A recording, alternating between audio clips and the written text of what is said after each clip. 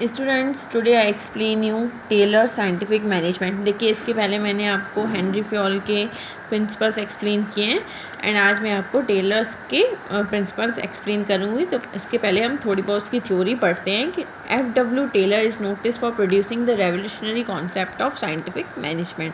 देखिए, F.W. Taylor जो है, मतलब उसको इसलिए नोट किया गया कि उन्होंने साइंटिफिक मैनेजमेंट के लिए रेवोल्यूशनरी कॉन्सेप्ट प्रोड्यूस किया था। Starting his career as small technician. देखिए, उन्होंने अपना कैरियर एक स्मॉल टेक्नीशियन से स्टार्ट किया। He rose to the post of chief engineer and so he had ample of opportunities. देखिए, उन्होंने शेफ़ इंजीनियर की पोस्ट पे क्या किया, मतलब वो आगे बढ़े और उन्होंने उनको बहुत अपॉर्चुनिटीज़ आई जिसमें वो प्रॉब्लम्स मैनेजमेंट की क्या करते गए, फेस करते गए। Then he applied many experiences while working in the organization and later on books titled as Principle of Method of Scientific Management and was published by him, where his ideas, philosophy, his concept, approach towards his scientific management were defined. This book is still considered to be an important milestone in the history of management theory. देखिए, ये जो book है वो क्या है, अपनी management की theory में एक इम्पॉर्टेंट माइलस्टोन बन के रह गई।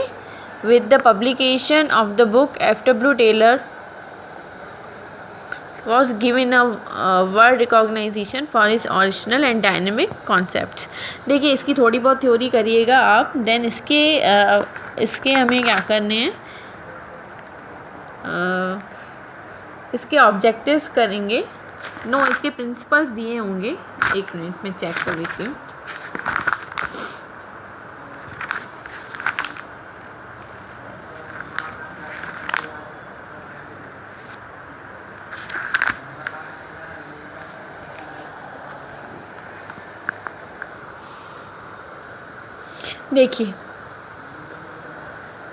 देखिए प्रिंसिपल्स ऑफ मैनेजमेंट।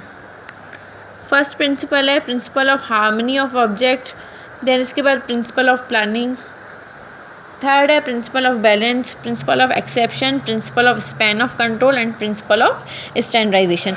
इसके 6 प्रिंसिपल्स आपको करने हैं। तो फर्स्ट प्रिंसिपल है कि जो ऑब्जेक्टिव्स बनाए जाते हैं उनमें क्या होनी चाहिए, हार्मनी होनी चाहिए।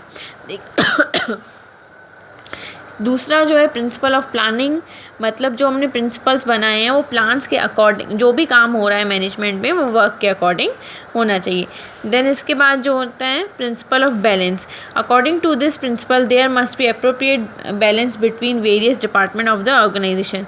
इन other words, the chief executive officer should maintain proper balance in the duties and responsibilities of the heads of the department. At the same time, each head should keep internal balance. Shortage or surplus of goods and service may result in unbalance. देखिए, principle of balance. देखिए, principles के according क्या होना चाहिए, there must be appropriate balance between various department of the organisation.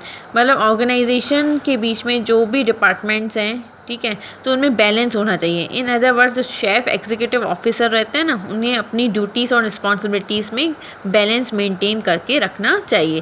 Principal of exception में क्या है, this principle suggest that principal officers should be left free from routine work so that they may devote sufficient time for other important work. देखिए, ये जो principal है ये suggest करता है कि जो प्रिंसिपल ऑफिसर हैं वो मतलब उनको principle officer should be left free from routine work. मतलब जो डेली का वो काम करते हैं तो उन्हें क्या करना चाहिए, वो काम छोड़ देना चाहिए और वो अपनी पूरी डिवोटेड सफिशेंट मतलब दूसरे इंपॉर्टेंट कामों पे देना चाहिए। अब देखिए principle of span of control. There is a limit of person's ability, experience and capacity of controlling the affairs of business. देखिए,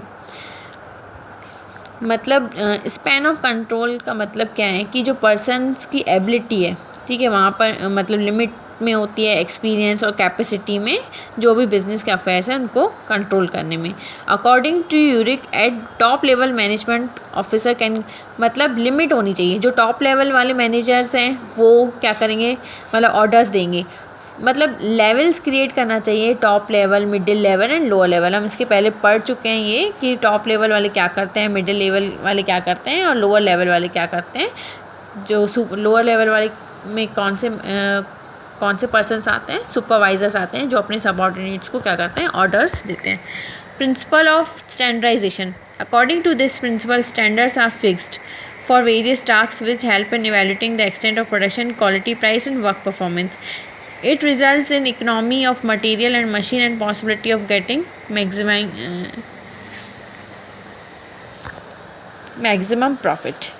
देखिए इसमें क्या है, स्टैंडर्डाइजेशन प्रॉफिट क्रिएट करना चाहिए। प्रिंसिपल्स के अकॉर्डिंग स्टैंडर्ड फिक्स किए जाते हैं जिसमें production, quality, price and work performance होना चाहिए। It result in economy of material and machine and possibility of getting maximum profit, जिसके कारण हमारी बिजनेस में ज़्यादा से ज़्यादा प्रॉफिट आएगा। तो स्टैंडर्डाइजेशन मेंटेन करना चाहिए। स्टैंडर्डाइजेशन मतलब होता है कि गुड्स में क्वालिटीज़ प्रोड्यूस करना। Okay students, thank you.